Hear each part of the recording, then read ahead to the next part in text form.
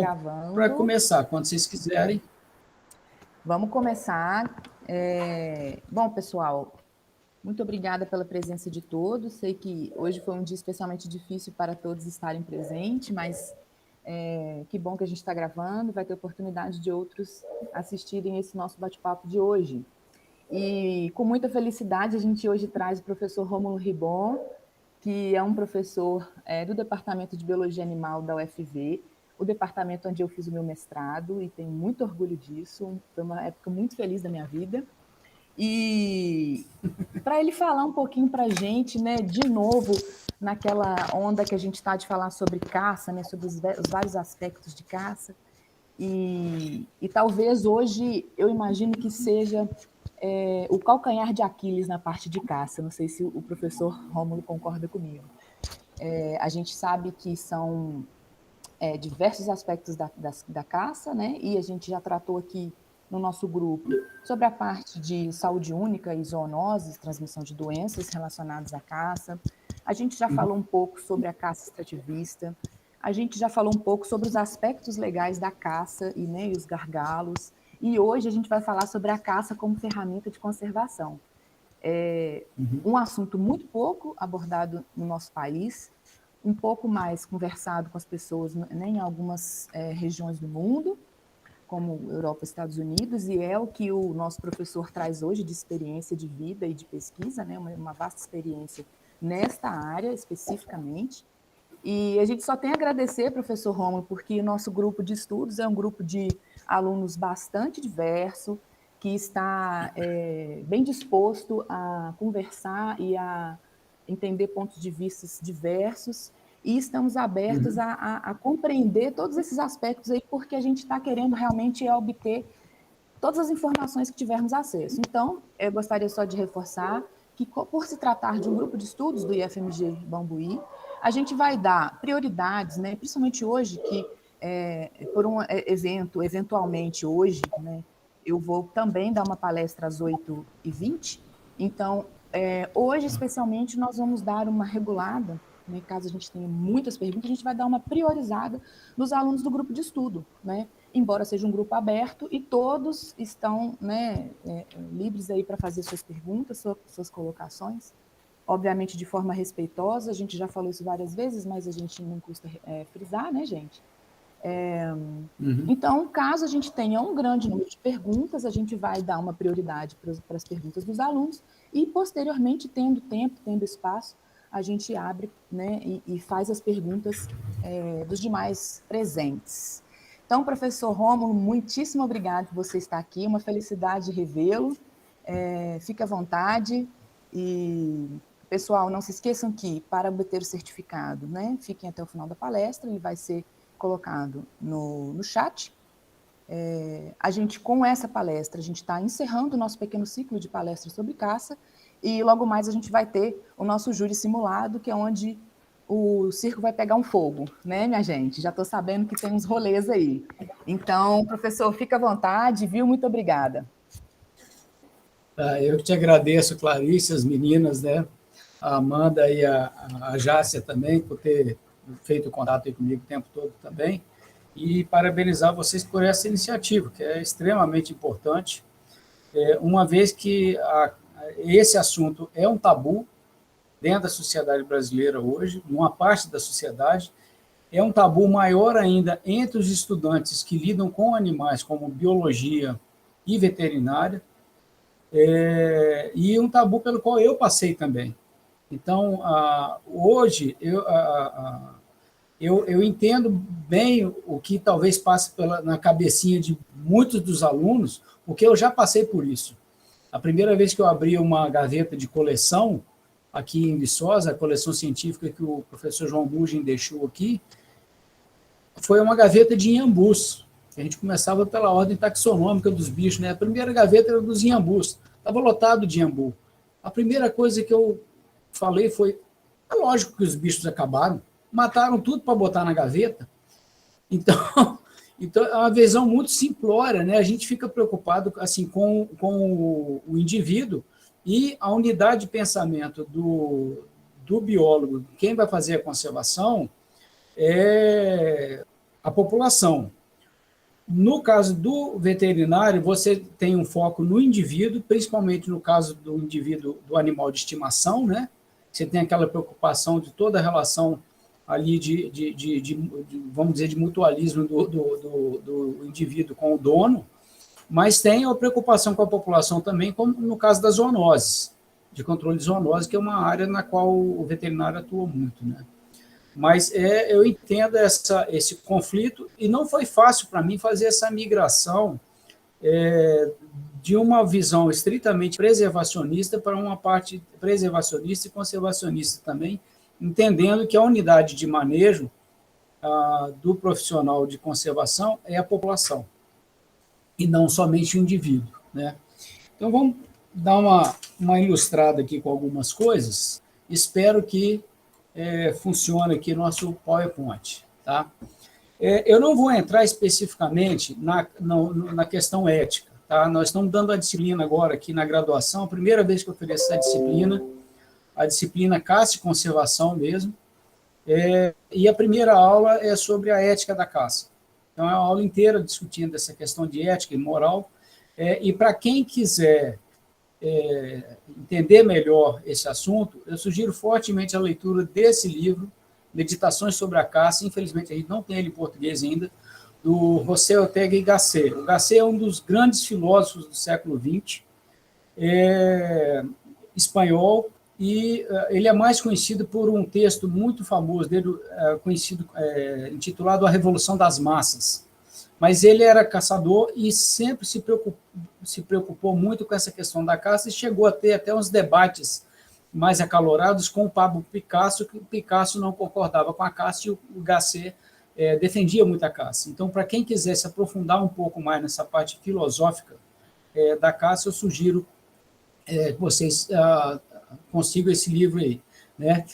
Principalmente para os calouros, né? Pô, mas é inglês? Bem-vindo ao mundo acadêmico, e da agora para frente, ou você se arma com esse canivete suíço chamado inglês, ou então você vai ter acesso só a 1/10 da informação que está disponível no mundo aí. Pega um texto do seu interesse e vai trabalhar com ele, né? E para quem tem interesse maior nessa questão da ética da caça, um dos textos obrigatórios é esse livro do Gasset. Uma das coisas que o Gasset fala, né, é que nesse livro, né, é que a caça é uma forma de felicidade que exige do homem toda a integridade de uma flecha ou de uma bala quando ela se torna instrumento dessa felicidade. Por quê?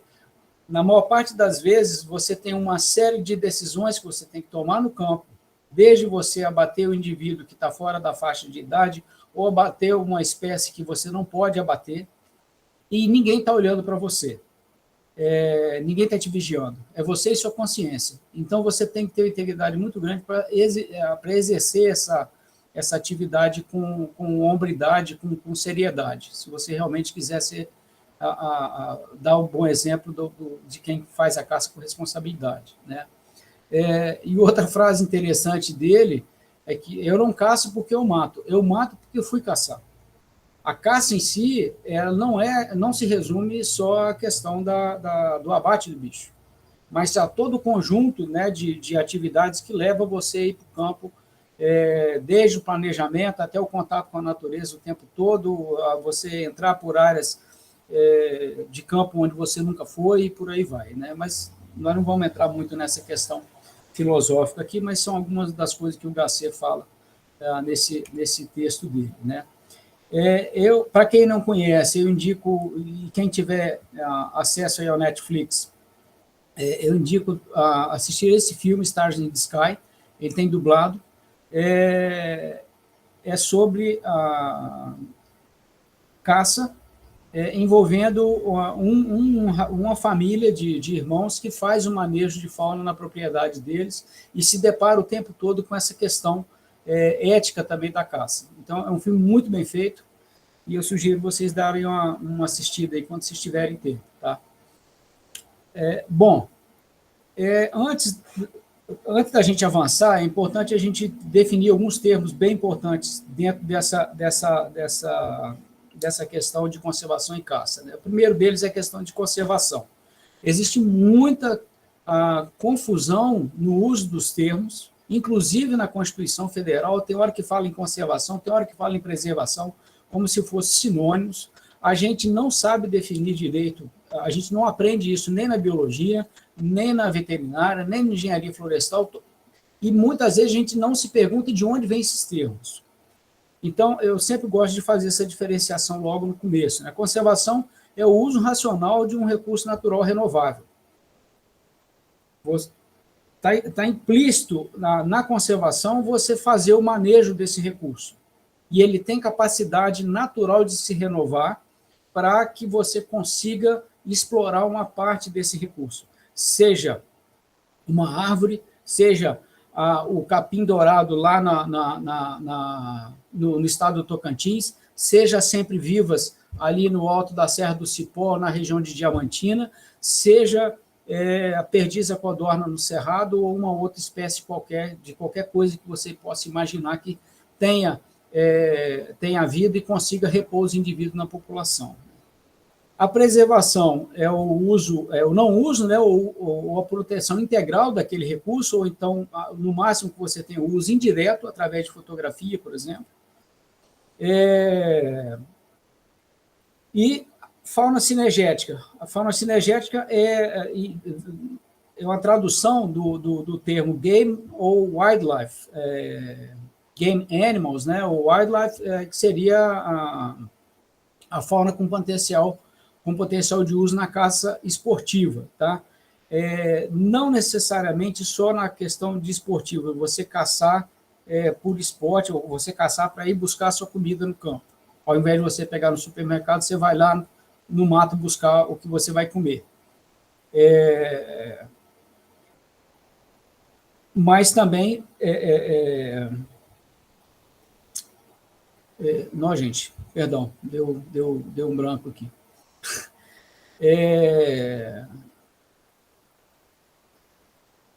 Esse termo leva em consideração a caça esportiva, mas ele é usado para outros tipos de caça também. Né? E muitas vezes vocês vão ver o wildlife associado a game. Game wildlife, ou game species, são aquelas espécies que têm esse potencial de manejo. Quando eu falo em potencial de manejo, eu estou falando em quê? São espécies que têm uma taxa de reprodução, intrínseca de reprodução, que a gente aprende lá na ecologia básica, né? Aquele Rzinho lá, das equações de crescimento exponencial de população, ou de crescimento logístico, né? Quando a gente estuda lá a capacidade de suporte. Perdão. Desligar aqui. Então, tem espécies que têm essa característica de conseguir repor a população numa taxa tal que você consiga explorar uma parte dela. E ela se renova a cada ano. Só que ao invés de você pegar o indivíduo dentro de uma granja, ou dentro de um pasto, ou dentro de um curral, ou dentro de uma gaiola, você vai lá no campo e busca o bicho no campo. Por que tem crescido meu interesse nessa área aí? Né? A Clarice falou que eu sou especialista na área. Não sou especialista na área, eu tenho me interessado cada vez mais, porque eu venho vendo ao longo do tempo, né, desde a minha graduação, desde a infância, que a caça é um evento normal no Brasil. Ela ocorre em larga escala. A gente que está na cidade, ou que não tem muito contato com o pessoal do meio rural, acha que a caça é uma coisa anormal, e pelo contrário, ela ocorre em ampla escala no meio rural. Todo o Brasil caça e caça muito, só que caça errado. Ele caça sem as técnicas, né, básicas de manejo, na maior parte das vezes. E o exemplo que a gente teve, muito marcante, foi nesse evento aqui, na Semana do Fazendeiro aqui da Universidade, em 2015, quando nós demos o curso de caça e conservação. Foi só caça. Houve, na época, um abaixo-assinado com 10 mil assinaturas pedindo ao UFV para me proibir de dar o curso aqui. E eu fui procurado pela administração, falei, não, eu não vou deixar de dar o curso, isso é censura. E vocês não podem me censurar de falar sobre um assunto que é discutido no mundo inteiro e está, inclusive, permitido na legislação brasileira. Né? E muito interessante que, no final dessa apresentação, veio um senhor muito simplório e me falou assim, professor, gostei muito da aula. Eu falei, que bom, por que o senhor gostou muito da aula? Ele falou, não, porque eu sou um destruidor e não sabia. Eu falei, mas por que o senhor está falando isso? Eu falei, porque eu caço o ano inteiro. Eu nunca pensei em não caçar na época da reprodução dos bichos, quando os bichos estão criando. Não falo época de reprodução, quando os bichos estão com filhote, estão criando, não.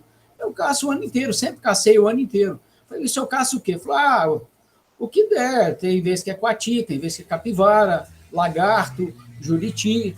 E agora eu vou parar de caçar quando os bichos estiverem criando. E aquilo serviu para mim como um estalo. Eu falei, como tem gente que não sabe dessas coisas básicas que a gente aprende, né, sobre conservação, que você não caça o bicho no período reprodutivo, na maior parte das espécies. Então, existe uma demanda muito grande no país por formação biológica básica para você poder fazer o manejo bem feito das populações que têm esse potencial de exploração, né?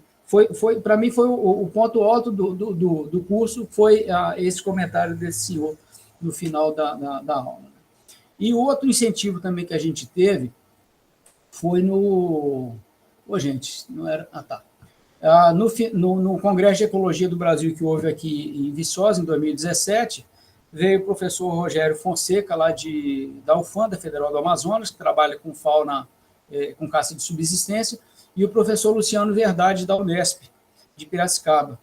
E um aluno me mandou esse print aqui da tela, né, do grupo, mostrando a reação dos monitores do Congresso sobre como é que estava sendo a mesa redonda. A mesa redonda começou às 10 horas da manhã, estava prevista para acabar meio-dia, à 1h30 da tarde, estava lotado de gente na sala ainda. Lotado, a sala não estava lotada. Você estava, Clarice? Estava lá. Tinha muita gente, eu fiquei assustado com a quantidade de gente, e o pessoal teve que sair, eu não sei se ficou até o final, né? O pessoal teve que sair da sala, porque tinha outro evento para começar às 2 da tarde, de tanta pergunta que tinha, né? E foi mais uma prova de que a gente precisa discutir isso, precisa de colocar de forma técnica, de forma clara sobre a mesa, né, essa questão de manejo de fauna no Brasil. A questão da caça, ela sempre ocorreu na história humana, você sempre teve a caça, ela continua acontecendo não só em sociedades mais isoladas, nos índios isolados da Amazônia, nas outras comunidades indígenas não tão isoladas, na Amazônia e no mundo inteiro, na África, na Ásia, qualquer lugar do mundo, mas também nas comunidades rurais, e existe até um certo movimento hoje em áreas urbanas da América do Norte e da Europa, de pessoas que, ao invés de consumir muito frango, por exemplo,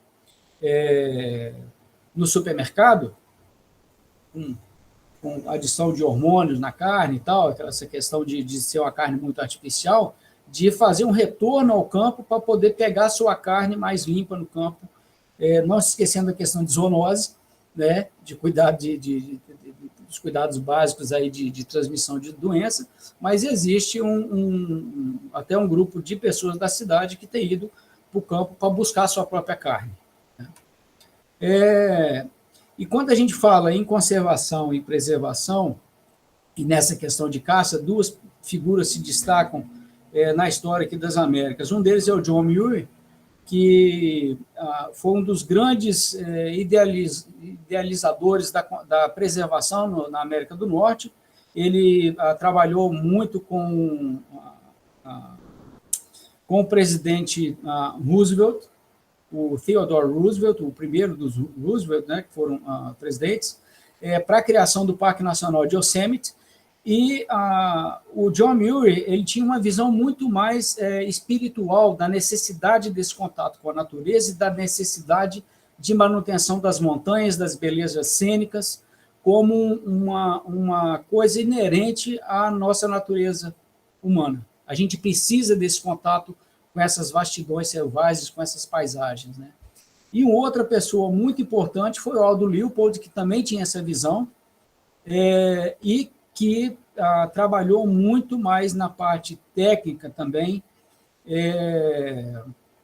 do manejo de fauna, não só na questão de preservação de espécies ameaçadas, como também na conservação e na produção de fauna.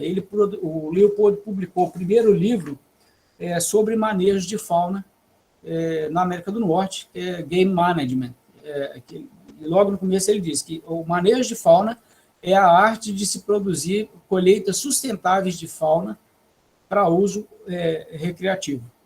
Pensando em recreativo, também visando a alimentação. E foi o responsável pela criação de várias unidades de conservação e pelo desenvolvimento das ideias de conservação, não só a partir dele sozinho, mas a partir da interação dele com os estudantes dele e com Charles Elton, que era um dos grandes nomes da ecologia de comunidades.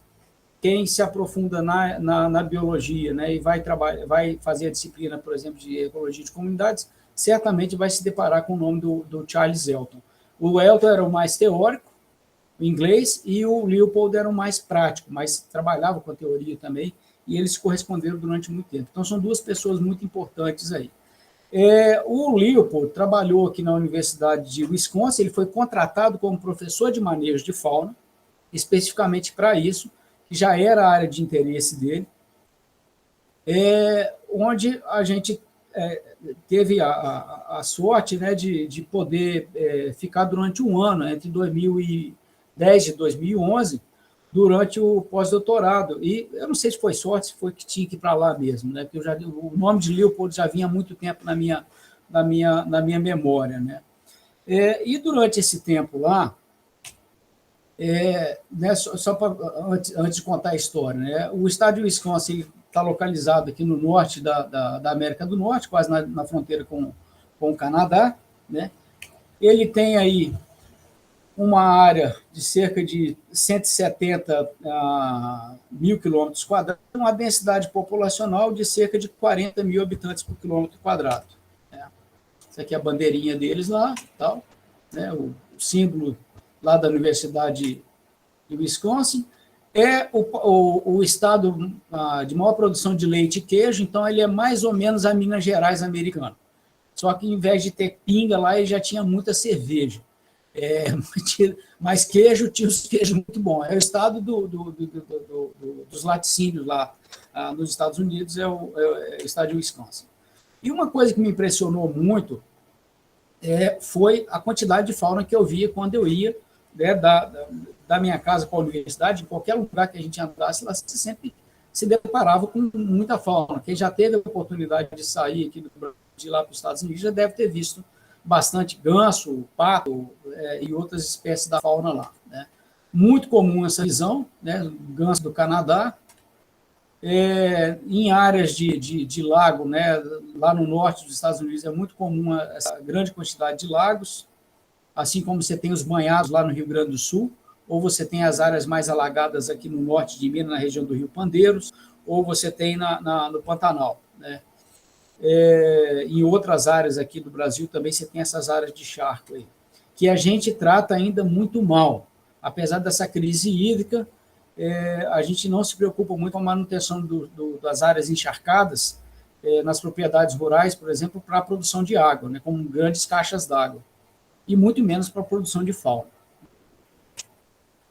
O grou, que foi uma espécie quase extinta na América do Norte durante a primeira metade do século XX. Hoje você vê lá andando para todo lado.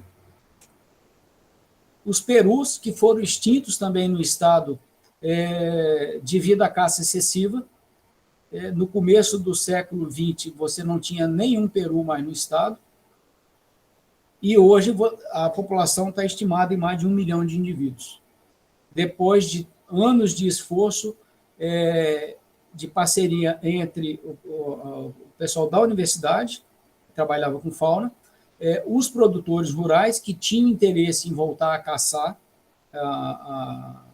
peru, e o pessoal do órgão ambiental, que seria equivalente ao nosso IEF aqui em Minas Gerais. Então, sempre não havia um conflito entre pesquisa proprietário rural e órgão ambiental. Hoje a gente tem uma situação de conflito quando a gente fala em fauna, em caça e manejo de fauna, entre os pesquisadores e o pessoal na maior parte dos órgãos ambientais. Existe esse tabu ainda dentro dos órgãos ambientais, com certeza um reflexo daquela educação que a gente teve, e na qual eu me insiro também ao longo de todas essas décadas aí, onde a gente ouviu sempre esse mantra: não mate, não mate, não mate, não mate, não mate. Que foi muito importante para a recuperação de algumas populações, no entanto. Né? Outra visão muito comum lá, né, muitos patos e marrecos. Essa daqui é uma horta comunitária que a gente mantinha lá, tinha um lote com um vizinho meu, cearense, e a universidade alugava lotes para você produzir seu alimento sem veneno. E aí você tinha, cada um tinha uma área dessa aqui, um lotezinho de uns 60 metros quadrados. Fica a ideia aí para vocês fazerem isso em Bambuí também, né? E pela foto não dá para ver bem, mas quando você aproxima a foto, você vê aqui, ó, nesse cantinho aqui, tá aí um coelhinho silvestre. A maior parte de nós não vê coelho com facilidade no campo. A maioria de nós muitos de vocês provavelmente nunca viram coelho selvagem no mato, porque é uma visão extremamente rara. E lá você vê o bicho, né? Até ali dentro da horta, e em outras situações também eu vi coelho solto lá. Né? Esquilo também, veado muito comum, né? Hoje a população, eles estão até com dificuldade de controlar a população de veado, de tão grande que a população, seria equivalente mais ou menos à nossa capivara, com todas as ressalvas, né? E aí a gente...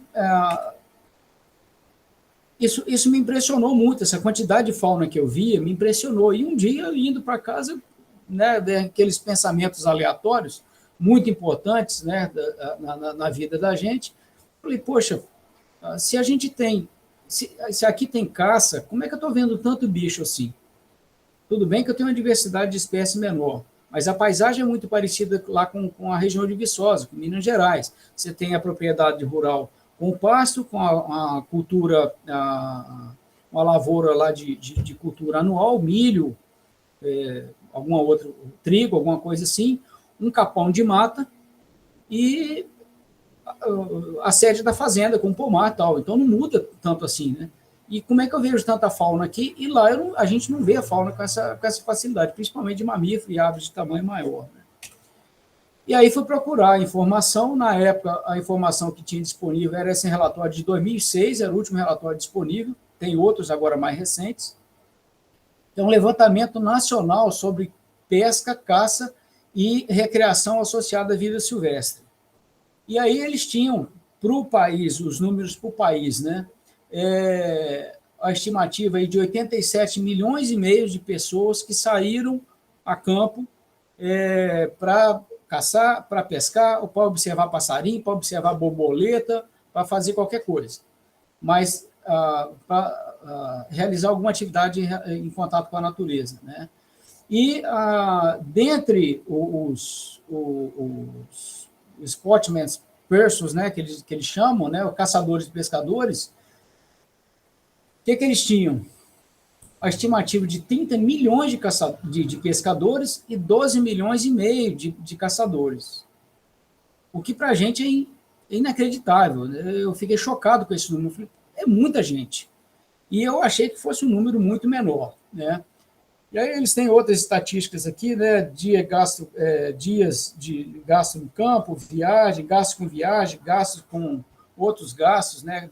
Por grupo de animal caçado, big game, né? Animal de grande porte, animal de pequeno porte, aves migratórias e por aí vai. Né? E aí eles tinham por estado.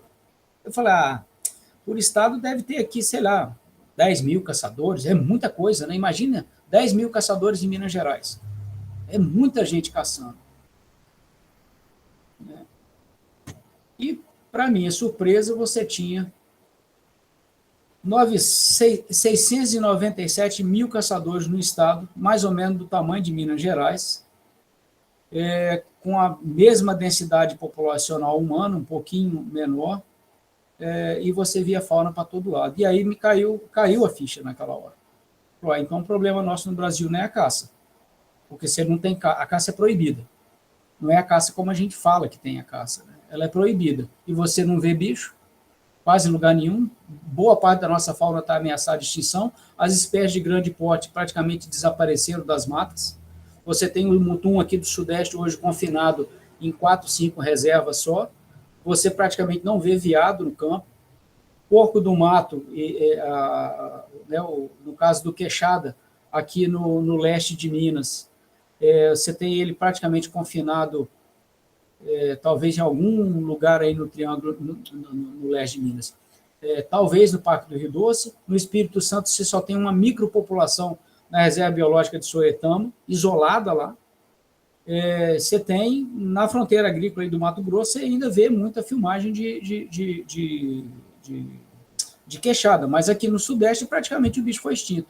No Itatiaia tem uma populaçãozinha. Enfim, os grandes animais desapareceram. E a gente não tem, a princípio, caçador nenhum, né? Eu vou pular esses números aqui, tá? A intenção era só mostrar esse número de caçadores mesmo, né? Essa ideia, né? Aí a gente foi comparar aí com Minas Gerais, a densidade populacional um pouco mais baixa, de 35 mil, cerca de 35 habitantes por quilômetro quadrado, né? Terra do queijo, também da pinga, né? E aí a gente começa a analisar a caça aqui no Brasil de um modo geral, não só em Minas Gerais, né? A legislação brasileira permite a caça. Vocês já tiveram aí um evento onde se discutiu essa parte da legislação, né? Não sou advogado, mas a gente procura uma informação ou outra para se basear melhor. Um dos trabalhos que eu recomendo a leitura é esse aqui, a Regulamentação da Caça no Brasil, do advogado Guilherme Cortes Pinheiro, lá de Londrina, no Paraná,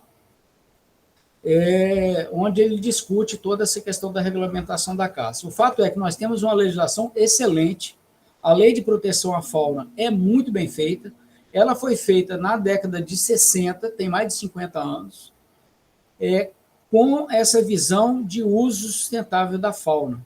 E ela foi utilizada até os anos 80, 90, mais ou menos, em alguns estados, mas na maior parte dos estados nunca foi aplicada de forma efetiva.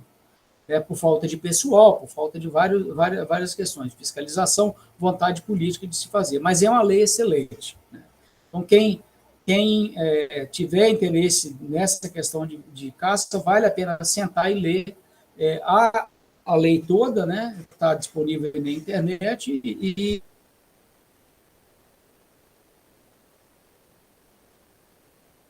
esse trabalho aqui que também está disponível aí na internet.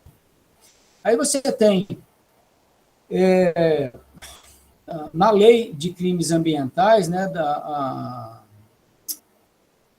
essa lei 9.605, né, dos crimes contra o meio ambiente, né, contra a fauna. Então, você tem vários trechos da legislação que fala que é proibido caçar, apanhar, utilizar espécies sem a devida permissão, licença, autorização da autoridade competente ou em desacordo com a medida. Sem a licença, sem autorização. Ou seja, a legislação permite, mas o ambiental tem que liberar, né, fazer o estudo, dar licença para aquele manejo da fauna. E a gente não tem isso. Hoje a gente tem, basicamente, para jacaré, para o javali, porque se tornou um problema econômico e de zoonose também. A Clarice deve estar mais atenta à questão da gripe suína africana, né, que está aí rondando. E aí o javali foi por força mesmo da natureza. Ou faz o manejo, ou o bicho vai acabar com tudo quanto é lavoura e trazer vários outros problemas de conservação de nascente por aí, né? Parece que esse final de semana houve até uma reportagem aí no canal de televisão aí, falando que os caçadores estão usando, eu não vi essa reportagem, só me falaram dela, os caçadores estão usando o abate do javali para se armar. Não, é o contrário. Eles estão se armando para bater o javali, porque não tem jeito de controlar o bicho. O Estado sozinho não dá conta de controlar a praga, né? E na ponta lá tem o produtor rural tomando prejuízo, né? E a gente tem que lembrar que nossa comida vem do produtor, né? E aí você tem outras instruções, né, outros instrumentos legais, como as instruções normativas do IBAMA, né, como essa instrução normativa aqui, que regulamenta o controle e manejo ambiental da fauna sinantrópica nociva, né, que se aplica aí a pombo, cachorro, rato, espécie praga de um modo geral, né. A gente tem que lembrar, por exemplo, cachorro assusta, né, mas um dos maiores problemas que a gente tem de conservação de fauna nas unidades de conservação e em propriedade rural do Brasil hoje, ainda pouco medido, começa a ter-se alguma coisa em unidade de conservação, é a presença de cachorro. Cachorro, ele fica selvajado, se vive de caça no mato o tempo todo. Todo mundo que já morou em roça aí, ou que já dormiu em roça, já deve ter ouvido de noite cachorro latindo lá no alto do morro, no meio do mato, a cachorrada para lá e para cá, perseguindo fauna. Se quiser aproximar a fauna do quintal da casa, prende gato e cachorro. E, no entanto, nós temos milhões de gatos e cachorros soltos predando a fauna diuturnamente, né? E não é ainda esse problema de conservação de fauna silvestre relacionado a cachorro e gato, que é fauna exótica, ainda não tem sido muito abordado. Se a gente for fazer uma avaliação, então, aí sobre a questão da caça no Brasil, né, fazer uma busca na internet, você vai achar o tempo todo esse tipo de notícia, né? Vai para o Rio Grande do Sul, por exemplo, polícia detém homem com armas e fotos de anta batida no Rio Grande do Sul, né? Santa Catarina, a mesma coisa, Paraná, Espírito Santo, Bahia, Tocantins, né? Pará. E em qualquer estado do Brasil, você for procurar notícias na internet, você vai achar questão sobre caça ilegal. Qualquer lugar. Isso é um indício claro, né, um dos indícios claros que a gente tem a caça de forma generalizada ocorrendo no Brasil, só que ela ocorre de forma errada. Ela é feita de forma errada, porque ela não tem orientação técnica, ela não tem fiscalização, ela não tem a educação das pessoas que querem caçar. Enquanto a gente tem esse problema e a gente joga esse problema para debaixo do tapete, ou então fala assim, vou proibir, vou resolver, que é isso que tem acontecido na prática, e não resolveu, porque tem anos, décadas, né, que não tem nenhum estado no Brasil que tenha caça, você joga esse troço para debaixo do tapete. Você tem um outro desafio do outro lado, que é a proteção de espécies ameaçadas de extinção, e que tem que ser protegida como patrimônio da nossa biodiversidade. Nós somos detentores de uma grande parcela da biodiversidade mundial, e cabe a nós, enquanto brasileiros, enquanto sociedade, a responsabilidade de manter essas espécies para as futuras gerações. É um discurso, né, às vezes utópico, a gente sabe que muita gente não dá valor a isso, mas aqueles que estão envolvidos com essa questão de conservação da natureza de um modo geral e preservação têm que estar atento a isso. E a gente sabe que é muito difícil, porque você vê na crise hídrica, tem gente que está molhando o gramado. O cara não está pensando no vizinho dele, na comunidade dele. Mas você tem o outro extremo desse manejo de espécies, que são aquelas espécies ameaçadas de extinção, como o entufado baiano, que a gente encontrou lá, por acaso, nas expedições, junto com o Ministério do Meio Ambiente, na verdade, para o Ministério do Meio Ambiente, né, para procurar áreas, inventar áreas prioritárias para conservação no Vale do Jequitinhonha e no Vale do Mucuri, aqui no nordeste de Minas, divisa com a Bahia, entre 2003 e 2006, e uma das espécies que a gente encontrou, dentre várias outras ameaçadas de extinção, foi essa daí, o entufado baiano, que tem hoje uma população conhecida de 1 ou 2 indivíduos. É certamente uma das espécies mais ameaçadas de extinção do mundo hoje, esse bichinho aí, né? E a gente correu atrás de tentar, né, conseguimos ajudar a criar a RPPN lá da Mata do Passarinho, que protege não só ela, mas outras espécies também. Então, são dois extremos que você tem quando você fala em manejo de fauna. Você tem que correr para salvar essas espécies ameaçadas de extinção, porque Eu digo que o turista de observação de fauna, vamos botar fauna de modo geral, né, de borboleta, libélula, passarinho, mamífero, o que quer que seja, ele não vai vir aqui para ver capim e para ver boi. Ele vai ver aquilo que a gente só tem aqui. É igual você, para que todo mundo quer ver quando vai no Louvre? Quer ver lá a Mona Lisa, só está lá. Tem um monte de cópia, mas a pessoa vai lá no museu e quer ver o original. Quando você vai lá no Vaticano, a pessoa quer ver a estátua lá da Pietà. E quando as pessoas vêm para cá para ver nossa fauna, nossa flora, eles querem ver o que a gente tem de exclusivo. E qual que é o nosso grande ativo? São essas espécies endêmicas que a gente tem aqui no país. E, apesar dessa problemática toda, né, a maior parte da nossa população está nas cidades, consumindo uma grande parte do recurso natural, mas com a visão muito nesse estilo aí, né, da natureza. Aquela visão idílica, né, de que não pode botar a mão em nada, na verdade a gente tem que trabalhar tecnicamente para fazer o manejo adequado dos recursos naturais, tanto para salvar aquelas espécies ameaçadas de extinção, para aumentar suas populações, seja para uso futuro ou não, ou como para usar aquelas espécies que têm potencial de manejo para você manejar e gerar emprego e aumentar a conservação de hábitat e por aí vai, né? Então, essa visão preservacionista e ideológica, né, que muitos têm hoje em dia, inclusive dentro dos órgãos ambientais, muitas vezes, isso tem sido muito comum dentro do Ministério Público, que muitas vezes dá apoio, né, a ações de combate à destruição do meio ambiente de forma muito correta, mas muitas vezes entra nessa questão de manejo de fauna sem ter a base técnica necessária para poder discutir o assunto.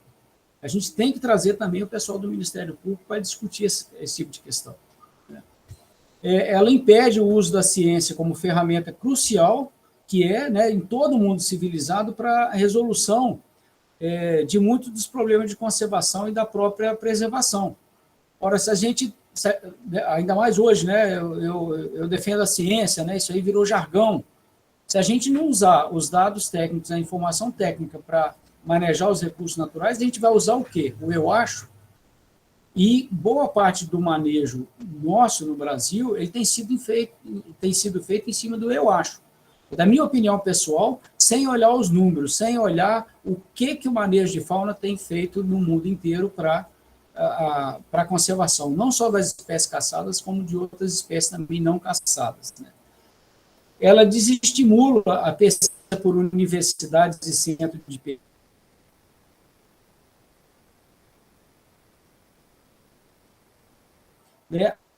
Entre cidadãos governamentais, porque eu não tenho estímulo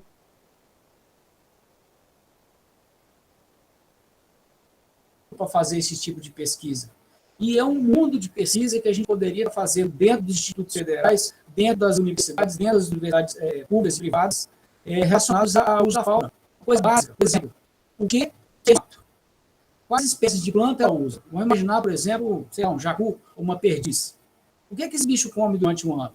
Qual a proporção de cada tipo de alimento que ele usa na dieta ao longo do ano? Essa é a espécie. Para que eu quero saber isso? Para poder, por exemplo, sugerir um manejo de um proprietário rural que queira aumentar a população dessas espécies para usar, para ele falar, olha, seu Zé, deixa mais dessa planta aqui que esse bicho usa muito. Durante essa época do ano, basicamente é só essa planta aqui que ele tem para poder se alimentar. E a gente não tem esse tipo de informação. Porque também todo mundo quer, às vezes, todo mundo não, mas a maioria quer sempre trabalhar com padrões gerais, tal, e a gente tem essa biologia básica das espécies estritamente necessária para o manejo que a gente não tem. Isso é só um dos exemplos. Outra coisa, qual que são as espécies mais caçadas aí na sua região? Na cidade onde você veio, onde chegar aí na linda Bambuí. Você sabe? A maioria não sabe. O que precisa? De trabalho com sociologia. Você desenvolver trabalho junto com a comunidade rural, junto com a comunidade urbana também, através de entrevista, por exemplo, né, de saber realmente o que é usado aqui na região. Qual que é a demanda por quais espécies da fauna tem mais demanda? Eu consigo, será, a partir desse diagnóstico, determinar aquelas espécies que eu tenho que priorizar a pesquisa da biologia básica e testes diferentes de forma de manejo, né? Isso tudo está aí por ser feito no Brasil inteiro, com um número enorme de espécies. Né? Jacu, mutum, inhambu, muita coisa.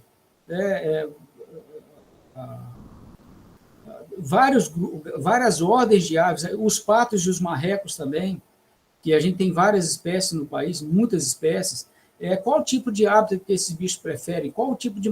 Eu preciso fazer um manejo mais cuidadoso desses hábitats, por exemplo, aquáticos, para poder aumentar as populações de espécie aquática para uso econômico, ainda que recreativo. Como é que eu faço para casar isso, por exemplo, com a conservação de água? Dá para juntar as duas coisas. Por que não juntar? Ainda mais agora no tempo, né, cada vez mais de crises hídricas aí, intermitentes a cada 2, 3 anos que a gente tem passado aí no país, que ameaça até a economia do país. Né? Como fazer isso? Então, tem muita coisa para fazer. Mas se você fala, não posso mexer, não vou mexer com isso, não, é proibido trabalhar com fauna, você desestimula esse tipo de trabalho e a gente acaba estudando coisa muito... básica, né, teórica, que não vai ter aplicação. Não que não seja importante. A gente precisa de conhecer os padrões que acontecem aqui no país, por exemplo, riqueza de espécie, relação especiária, mas isso tem muita coisa muito batida já. O que a gente tem feito muito no Brasil é repetir isso tudo que é feito fora, sendo que aquela coisa que você poderia trabalhar para aplicar mais, você deixa de lado, né?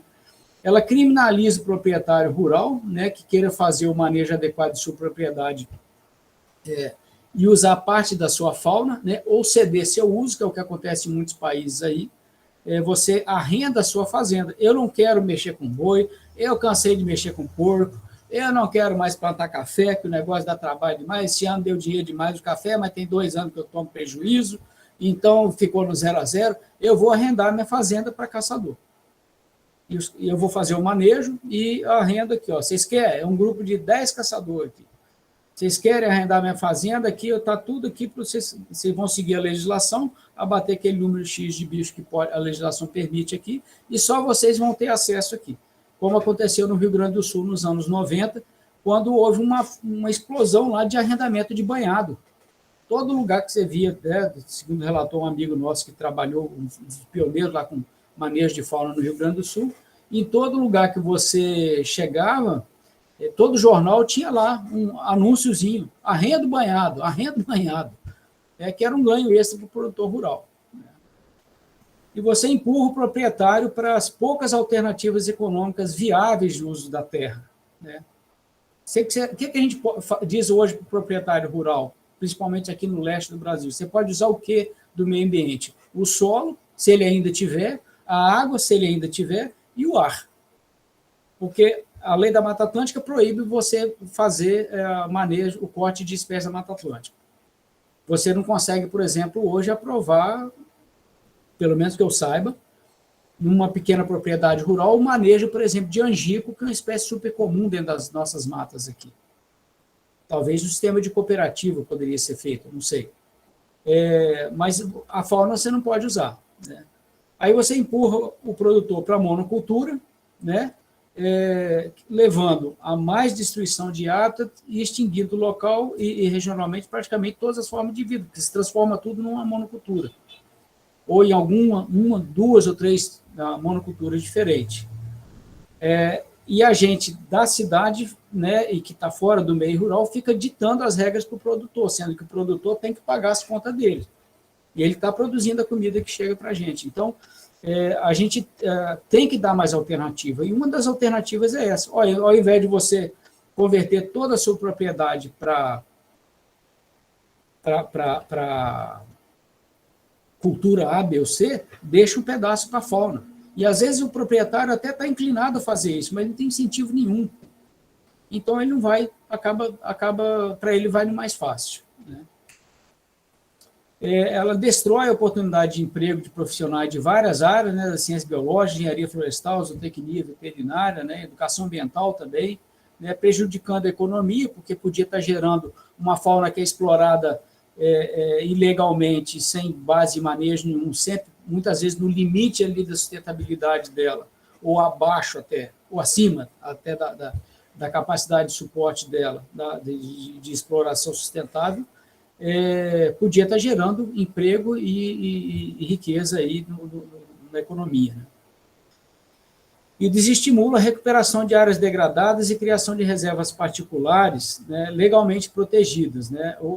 Isso aqui eu me refiro especialmente à questão de áreas degradadas já por uso excessivo, por fogo, gado e tal, e no caso das RPPNs também. A maior parte dos produtores rurais que eu conheço que criaram RPPN é o agente que tem muito dinheiro, é médico aposentado, professor universitário aposentado, advogado aposentado, é gente que tem seu salário, tem seu ganha-pão, e que pode se dar o luxo de ter sua reserva particular lá reservada. Agora, o pequeno produtor rural, ele tenta fazer o uso máximo da propriedade dele. E ele não tem estímulo nenhum de transformar essa propriedade numa área de conservação a mais longo prazo, né?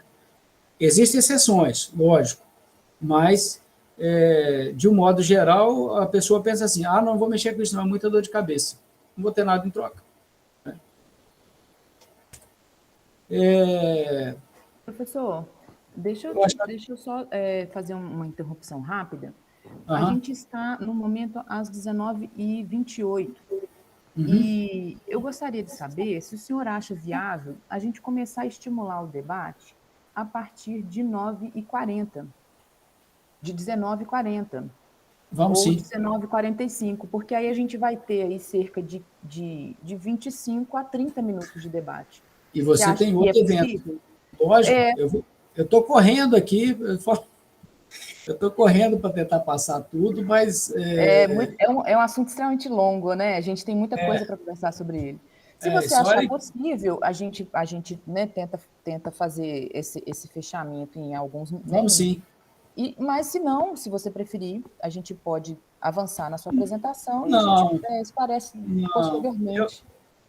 Eu acho melhor a gente abrir para pergunta. Vamos só mais 10 minutos. Eu acho que 35 minutos aí de discussão vai dar um bom caldo. Porque senão vai ficar basicamente só uma palestra a mais, né? E o importante é essa discussão, tirar as dúvidas, né? Então vou acelerar mais. Uns 15 minutinhos a gente tenta iniciar um debate. Obrigada. Tá. Beleza, de nada. A gente tem como exemplo, né, como as coisas aqui no Brasil vão para frente, para trás, né, e acaba se frustrando, né? Em 1985, se criou um grupo em São Paulo, a Associação Brasileira de Caça e Conservação, com o apoio, na época, da IUCN e da FUNATURA, né, fundada pela Maria Tereza Jorge Pádua, que é uma das mulheres mais importantes da conservação no Brasil. Quem nunca ouviu falar nela, procure saber da história da Maria Tereza. A história dela está numa entrevista muito bacana no livro chamado Saudade do Matão. Vale a pena ler esse livro. E eles criaram a ABC para tentar incentivar, né, a implantação do manejo sustentável de fauna no Brasil. Eles publicaram esse livro aqui em 85, né? E, na época, a intenção era fazer, com esse livro aí, depois de 10 anos de trabalho entre as universidades ali do estado de São Paulo, a intenção era promover começar com caça de codorna e perdiz, que são duas espécies muito procuradas, né? Eles fizeram, então, um mapeamento do estado em 3 regiões, né? Viram que algumas regiões não era indicado você fazer a caça com base em censo das espécies, em abundância das espécies. Essa área central aqui do estado de São Paulo seria apropriada para implementar esse sistema. Uma coisa importante falar, quando a gente fala em caça, pessoal, não é todas as espécies, não são todas as espécies, a caça não ocorre em todo lugar, são áreas específicas, e não é o ano todo. E, às vezes, você dá até um descanso de um ano para o outro, ou como fazia no Rio Grande do Sul, às vezes de 3, 4 anos entre um município e outro. Se abrir a caça esse ano no município, daqui 3 anos, 4 anos, que abrir de novo aquele município. Então, a população tem tempo suficiente de se recuperar. Então, o Estado tinha essa área aí mapeada. Esse aqui é só um esquema dos transectos que eles faziam para poder, não vou entrar em detalhe, para poder fazer o censo das espécies, né, e estimar a abundância das aves aí. E eles estimaram aí, né, a população de codorna e perdiz no estado, e chegaram aí a essa estimativa, que você teria uma codorna a cada 4 hectares, e uma perdiz a cada 20 hectares, em termos bem grosseiros, né? A ideia era fazer esse tipo de trabalho aí, de manejo de fauna, né? Porém, em 89, a Constituição do Estado de São Paulo proibiu a caça em todas as suas formas, né? E o que a gente teve ao mesmo tempo, né? Desde a década de 60, com relação aos ambientes naturais do Estado de São Paulo. Aqui a gente tem as áreas de cerrado no Estado de São Paulo, esses dados são do Instituto Florestal. Em 1962, você tinha uma área aí de 1.837.150 hectares de cerrado. E ao longo do tempo, você foi tendo uma redução aqui, ó, desse período aqui para cá, houve uma redução de 41% da área de cerrado, daqui para cá, de 73%, e chegando aí numa variação de 1962 até 2000, 2001, de 88,5% de cerrado degradado no estado de São Paulo. Então, aquela área do estado que era muito propícia à caça, ela foi, em grande parte, foi devastada durante esse período, já vinha sendo devastada, né? E durante esse período aqui foi mais devastada ainda. Perdendo aí cerca de 70 mil hectares durante esse período aí, daquele projeto e desses últimos dados que estavam disponíveis aí, né? E aí você teve uma grande perda do cerrado por cana-de-açúcar, pastagem, né, culturas temporárias, citricultura e reflorestamento, basicamente, com eucalipto, que foi aquilo que a gente falou antes, né? A maior parte das áreas muito pequenas, 70% das áreas entre 0 e 20 hectares só, né? E em 2014 o Estado publicou então a lista de espécies ameaçadas, né? Mostrando que a espécie em estado mais crítico era aquela com distribuição restrita, né? E a maioria das espécies do cerrado. Ou seja, você tinha tanto cerrado antes, você podia ter implementado um sistema de conservação associado com a caça, você manteria as espécies, o cerrado para as espécies caçadas e para as outras espécies também não caçadas, sendo que você só foi perdendo, não teve estímulo nenhum para a manutenção do cerrado. E aí você empurra o produtor rural para isso. Tem gente que critica, fala assim, mas se tivesse aprovado a caça, você teria tido a devastação do mesmo jeito. Não sei, não tem bola de cristal. Às vezes, se a gente tivesse um sistema já funcionando há 15, 20, 30 anos atrás, a gente teria muito mais área de cerrado hoje mantida, porque seria um outro tipo de negócio que as pessoas se dedicariam a elas, né? E aí a perdiz hoje está ameaçada de extinção no estado de São Paulo. Tinha tanto que ia poder ser caçada, hoje ela está ameaçada de extinção, né? E aí, pessoal, é muito importante a gente destacar, né, que se a gente não colocar essas pessoas, né, está aqui seu Oswaldo, aqui da região de Viçosa, não colocar eles no meio da questão da conservação, as pessoas no meio da conservação, a gente não vai conseguir conservar, porque o problema da conservação vem das pessoas, mas a solução da conservação também vem das pessoas. E a gente, quem está no dia a dia, no campo, cuidando da nossa fauna, é o produtor rural. O fiscal do IBAMA vai lá de vez em quando, o fiscal do Instituto Florestal vai lá de vez em quando no campo. A gente, biólogo, estudante, vai de vez em quando. Quem está no campo o dia inteiro é o proprietário, e eles são os detentores das maiores áreas, da maior quantidade de área no país, produzindo comida e podia estar produzindo fauna também, né? Então, você tem aqui, né, por exemplo, em Minas Gerais, né, essas vastas áreas aí que você poderia estar usando para manejo de fauna, de cerrado, né? Essas aqui são áreas prioritárias para a conservação no Estado. Elas resolvem, dão conta de toda a conservação no Estado? Lógico que não, porque você vai ter ilhas só de ambiente aqui, entre um espaço e outro. Você tem milhares de propriedades rurais aqui que você poderia estar manejando para produzir mais fauna e mantendo outras espécies não caçadas também, né? Mas, de um modo geral, a visão que a gente tem muitas vezes é essa daí, né? Pivô central com poucas culturas, né? Esse mapa aqui mostra a distribuição dos pivôs centrais em Minas Gerais. Essa foto aí de uns 3, 4 anos atrás, essa imagem, né? Aqui nós temos a imagem do Mugem, que era caçador, tinha essa visão de caça conservacionista também. Essa imagem assusta a gente, mas eu coloco ela aqui para a gente lembrar de que a unidade de pensamento do biólogo, do manejador, é a população. Ah, mas ele matou 30, 40, 50 bichos, ele e o outro aqui. Provavelmente você tinha milhares de bichos aqui. Isso aqui foi em Campos, no Rio de Janeiro. O que aconteceu com a maior parte das lagoas onde o Mugem caçava patos? Foram drenadas. Não existe mais lagoa, não tem nenhuma marreca mais, não tem nenhum frango d'água mais. E se a gente tivesse mantido um sistema de conservação como os americanos fizeram lá, para recuperação de área degradada associada à caça, e hoje você tem um vasto sistema lá de conservação, né?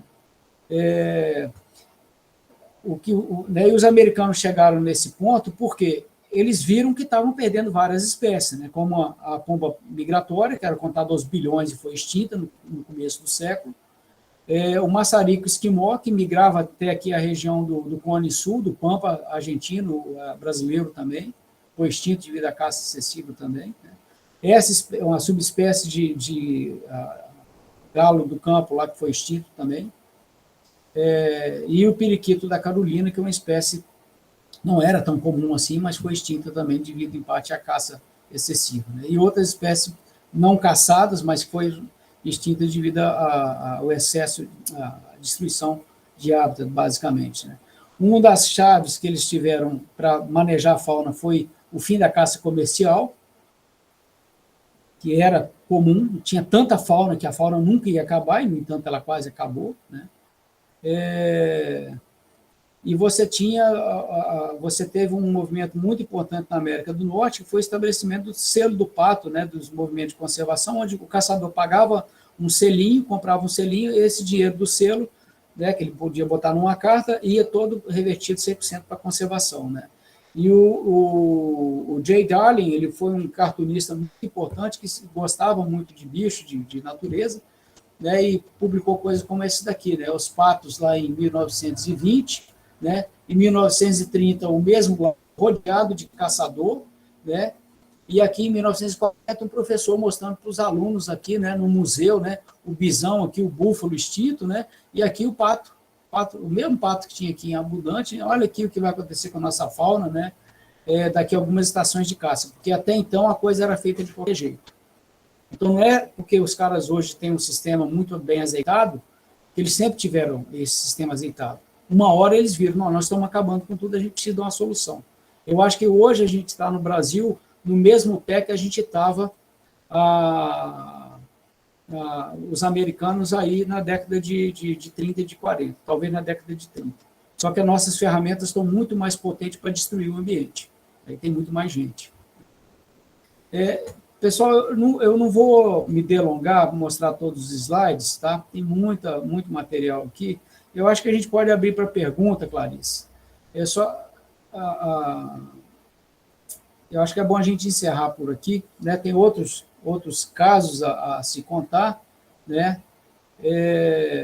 Eu tenho um outro caso interessante aqui de Minas, que é um projeto maravilhoso, magnífico, de implementação de fazenda de caça, com produção de bicho em cativeiro, reposição de indivíduo caçado, que ficou 5 anos tramitando no IBAMA, infelizmente foi cancelado na última hora, não foi aprovado, na época da transição do governo Fernando Henrique para o governo Lula.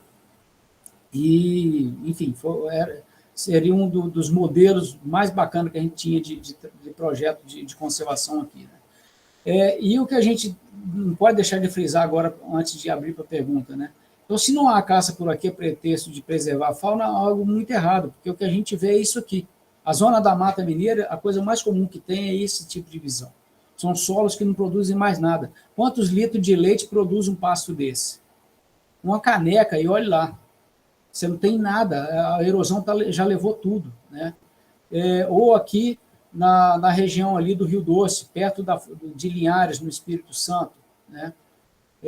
Aqui ao longo da BR-116, subindo para Teófilo-Otoni, você der um zoom nessas áreas aqui, ó, nesse morro aqui, você vai ver isso. A gente podia estar produzindo fauna associada à recuperação dessas áreas. Você teria um estímulo maior para o produtor também para fazer isso. Isso daqui é um Rio Doce, 2 semanas antes do rompimento da barragem de Mariana. A gente fez uma excursão para lá, com a disciplina, e eu falei, vamos parar para tirar umas fotos. 2 semanas depois veio a avalanche de lama. Mas o rio já estava praticamente morto. Ele só tomou mais uma paulada em cima. E a gente tem aqui, ó, um ambiente todo degradado na bacia. Então, tem muita coisa a ser feita. Isso aqui é no Vale do Jequitinhonha, a lagoa marginal toda seca também. O rio Jequitinhonha está passando aqui embaixo. Tá? E tem muita coisa a ser feita aí no estado, né? Muitas espécies com potencial de manejo, codorna, pomba, né, jacu, inhambu, enfim, e muitas espécies ameaçadas que poderiam até ser recuperadas também, né? Enquanto isso, a gente acha que a unidade de conservação vai proteger tudo. E a visão que a gente tem em toda a unidade de conservação do Brasil é isso aqui, ó. Você entra dentro da mata, está lá puleiro de caçador. Muito comum. E cachorro caçador. Quem conhece bicho de roça aí sabe, esse cachorro aqui é caçador de quê? De paca, né? Os pezinhos curtinhos para poder entrar dentro da loca da paca, né? E por aí vai, né? Você tem milhares de pessoas aí no Brasil que dependem da fauna para poder comer um pouquinho de carne, né? A Bolsa Família não consegue botar muita proteína e muita gente no meio rural depende da fauna, sim, para poder se alimentar, né? Todo lugar que você vai, você tem um arapuca, uma armadilha, alguma coisa, né? Enfim, né? É isso, pessoal. Eu vou parar por aqui, né? Sugestões. Tem algumas comparações aqui interessantes. Eu queria indicar também, né, esse livrinho aqui que a gente traduziu, do Aldo Leopoldo, que é um clássico que ele produziu, né? O livro, a obra-prima dele no final da vida dele. E esse filme aqui que está disponível gratuitamente para você assistir no site da Aldo Leopoldo Foundation, né?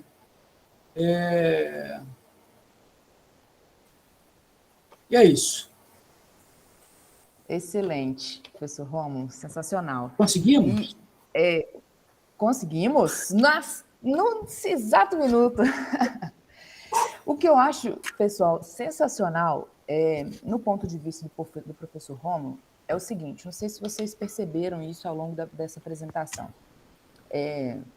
Existe uma linearidade muito, muito, muito parecida em termos de pensamento, em que o professor Rômulo e pessoas que pensam como o professor Rômulo apresentam quais as causas para a gente conservar. Então, assim, ele traz para nós questões de degradação, perda de habitat, ele traz dados sobre a questão de composição, questão de abundância, enfim. Então, de certa forma, esse é um argumento que caminha lado a lado com o argumento dos preservacionistas, né, de maneira geral. Então, lado a lado, a gente tem um grupo de pessoas que pensam e atuam, né, em prol de uma caça. E do outro lado, a gente tem pessoas completamente contras. E, obviamente, existe um centro aí, um meio que é infinitamente maior do que as extremidades, digamos assim. Então, a gente caminha até certo ponto num mesmo tipo de referencial, no mesmo tipo de argumento. Quando a gente chega no como fazer, as coisas se divergem de forma muito radicais. E aí eu encontro um problema muito grande. Por quê? Como a gente preservar? E aí a gente tem várias possibilidades. E aí é que o debate torna-se acalorado. E aí eu penso, né, em atividades como a caça, por exemplo, outras atividades que são consideradas ilegais ou até certo ponto legais no mundo inteiro, de forma geral, legalizar uma atividade que é irreversível, que é o caso da caça, de forma geral, legalizar atividades irreversíveis, levam, em geral, o objetivo é retirar da mão daqueles que estão utilizando de forma inapropriada algum recurso, no caso a fauna, e colocá-los em outro ponto. E isso demanda uma série de atitudes, uma série de questões. A minha pergunta, né, considerando toda essa apresentação, professor, a gente vê que quando a gente vai legalizar, apoiar, incentivar uma atividade como a caça, nas suas várias vertentes, a gente vê que existem programas que consideram o impacto, consideram que pode haver nuances que a gente não vai conseguir medir, pelo menos no primeiro momento, mas a gente vê também que existem planos de compensatórios, planos de recuperação que caminham juntos, por exemplo, com uma atividade como essa. E aí, vejam bem, pessoal, é irreversível. Então, assim, obviamente a gente não pode ficar parado onde a gente está, independente de que lado a gente está, de que lado a gente pensa. E aí a minha pergunta é a seguinte, professor, inclusive o Manuel deixou aí uma referência sobre o plano de manejo de fauna invasora. A minha pergunta é, para onde a gente está caminhando? Existe algum grupo que tem liderado esse tipo de conversa de forma bastante séria, pensando nessas variáveis? Pode ser impactante, a gente não tem informação suficiente, a composição da nossa fauna e a abundância é muito diferente de vários países no mundo, talvez não dê certo, então a gente vai precisar de uma compensação financeira para pesquisar, mas ao mesmo tempo não tem como negar. E aí? Para onde a gente está caminhando? Tem alguém trabalhando seriamente nisso? Algum grupo? Como que está nessa parte de sair desse ponto de inércia que a gente está? Tá. Talvez o grupo que esteja mais avançado hoje seja o pessoal que está trabalhando com javali.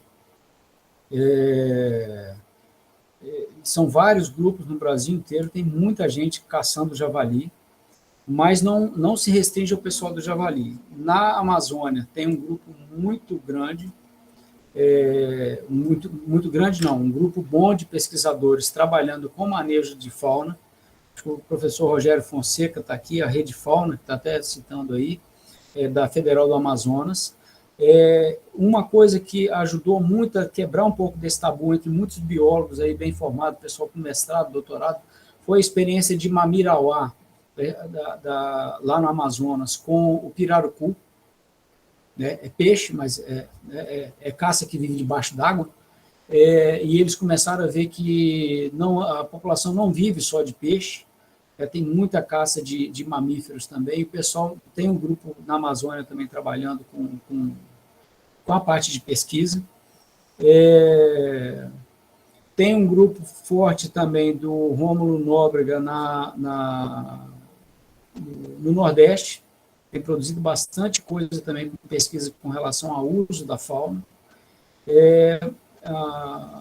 Mas a gente não tem muita pesquisa específica ainda sobre a biologia dos bichos. Acho que a gente tem que avançar nisso.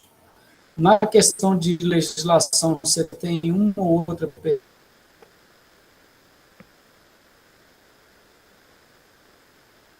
pessoa aqui que aborda um tópico ou outro, né? Mas aí a questão, a legislação ela se muda mais com o propósito dos PEs e pressão dos grupos de interesse. E aí tem os dois lados, né? Tem grupo de interesse a favor e um grupo de contra, mas os contra não dão solução. E, não proíbe, não pode botar a mão. Beleza, e aí como é que eu vou resolver o problema? E dentro dos órgãos ambientais, você tem gente... A você, professor, parece que existe um descompasso entre vamos fazer e vamos resolver e vamos criar dados porque essas coisas a gente sabe, a gente não vai criar dados antes de começar a resolver esse problema, né? De forma geral. As coisas acontecem ao mesmo tempo. A pandemia chegou, a gente teve que resolver o problema de dar aula na pandemia ao mesmo tempo que a pandemia aconteceu. Isso se extrapola para problemas de grande proporção. A gente provavelmente não vai conseguir levantar todos os dados possíveis de maneira bastante romântica para conseguir chegar a um certo ponto interessante. É impossível. Né? E no meio do caminho, né? digamos assim. E no seu ponto de vista, a gente tem conseguido incentivar de maneira apropriada a evolução dos dados à medida que a gente está evoluindo, por exemplo, na caça de javali? Eu acho que pouco ainda. Eu acho que a gente precisa de fazer muito mais. Um diagnóstico, um termômetro desse interesse e nessa necessidade de produzir novos dados e tal, para mim, muito claro foi a revista Biodiversidade Brasileira, do ICMBio. É uma revista que é produzida pelo pessoal do ICMBio, que é um pessoal altamente qualificado, né? Praticamente todo mundo do ICMBio que entrou, é gente da minha geração que já entrou com doutorado no ICMBio, com uma formação muito boa, e eles começaram a publicar a revista Biodiversidade Brasileira. E eles publicaram um primeiro número sobre caça. Os 2 volumes estão disponíveis, aliás, todos os volumes estão disponíveis para download no site do ICMBio. A ideia era publicar um volume só. Mas eles tiveram tanto trabalho que eles tiveram que publicar 2 volumes. E ainda tem mais coisa para fazer. Então, assim, tem aumentado o interesse, você tem gente trabalhando com essas questões, mas a messe é muito grande. Os operários ainda são muito poucos. Tem muito a ser feito. Tem muito a ser Operário feito. pouco, Eu acho que recurso pouco também, né, professor? Precisa ter incentivo. E não então, adianta a gente querer receber só incentivo do pessoal da soja, do pessoal né, que está sendo diretamente. Tem que ter, né, vontade política, né, de certa forma, porque... o recurso, a pesquisa, foi uma coisa importante que você falou, que a gente não conseguiu falar aqui na apresentação. Na América do Norte, o recurso vem do próprio caçador, o recurso vem do imposto da arma. Então, o próprio sistema se mantém. Eu tinha só 3 slides aqui que eu ia mostrar uma comparação feita recentemente por 3 pesquisadoras, comparando os modelos de conservação norte-americano, aplicado em parte da Europa também, o modelo do Quênia, que é onde a caça é proibida e o Estado mantém tudo, com mão de ferro, do Quênia e da Índia, e no Zimbábue também, que é aplicado em vários lugares. E eles avaliam 4 tipos de indicadores. Um desses indicadores é o número de espécies ameaçadas de extinção de grandes mamíferos no país. O outro é o autofinanciamento do sistema. E o que eles viram? O melhor modelo é aquele modelo que tem a parceria entre o setor público e o setor privado, que é o modelo americano e o que acontece em alguns lugares na Europa também. Onde fica tudo na mão do Estado, que é o caso da Índia e do Quênia, são os piores indicadores. O Estado não dá conta. É onde tem bastante dinheiro também, né, professor? Vamos e convenhamos, a gente precisa pensar em onde algumas tem parcerias, dinheiro, né? Você é da área de veterinária, você sabe que, né, quantas empresas que produzem, bancam trabalho dentro dos departamentos de veterinária, de vacina, de um monte de coisa, né? Sim. Agora, tem que ter um recurso do Estado também. Agora, não pode ser só do Estado, porque um ponto muito importante que você tocou, Clarice, é essa questão de vamos levantar os dados primeiro. Aí depois a gente vai trabalhar com a legislação. Não tem como fazer isso. Porque se volume de dados fosse totalmente necessário para se começar a fazer alguma coisa, os europeus e os americanos não precisavam mais de produzir pesquisa com fauna. E, no entanto, eles têm uma máquina de produção de artigos científicos relacionados a essa questão. Sempre estão surgindo questões novas. E também, digamos que é uma situação irreversível. Então, assim, é uma forma de a gente conseguir criar um caminho para entender o que está acontecendo, né? Tratar a situação, assim, colocar debaixo do tapete é muito complicado.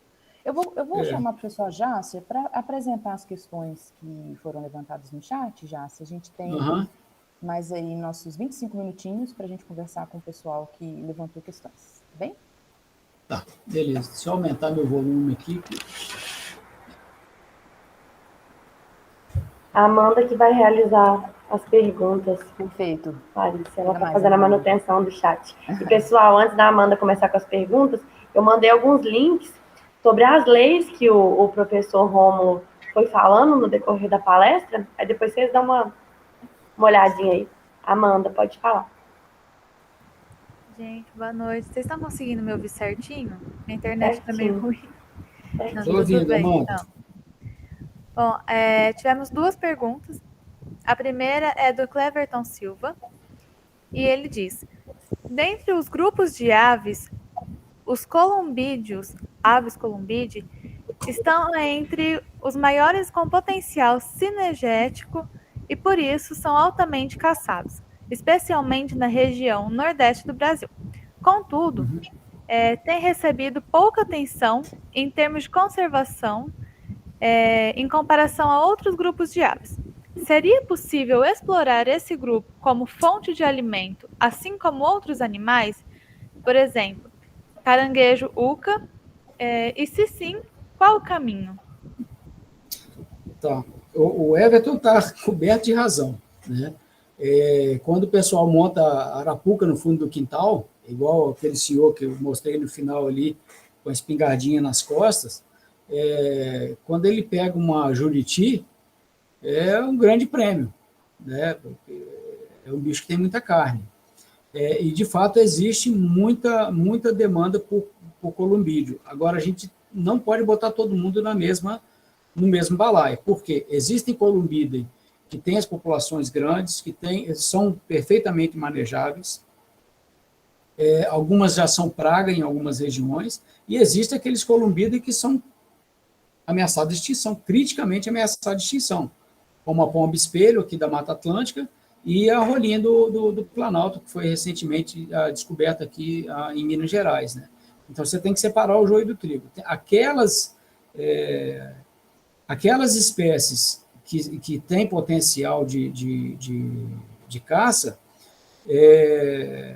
elas podem e devem ser manejadas. Agora, a gente conhece pouco da biologia também dos bichos. Um trabalho muito bem feito, foi feito pelo CEMAV, né, que é um órgão hoje do ICMBio, né, que era do antigo IBAMA, vinculado só ao IBAMA, antes do IBAMA ser dividido, foi o trabalho com as avoantes do Nordeste, que é uma espécie migratória. No Nordeste, ela é perseguida por onde ela passa, pelo nordestino, é uma fonte de proteína muito importante, o CEMAV trabalhou durante anos anilhando as avoantes aí no interior do Nordeste para entender as rotas migratórias desse bicho para tentar impedir que acontecesse com a avoante o que aconteceu com a pomba migratória na América do Norte, que era caçada por toda a sua rota migratória. Enquanto essa pomba é muito caçada no Nordeste, inclusive com fins comerciais, o que é um grande problema, né? Ela era caçada no sertão e vendida nos restaurantes do litoral, como petisco. Você tem a mesma espécie no oeste de São Paulo e no Paraná como praga. Você não pode fazer o abate dos bichos, você pode só coletar ovo nos ninhais, né?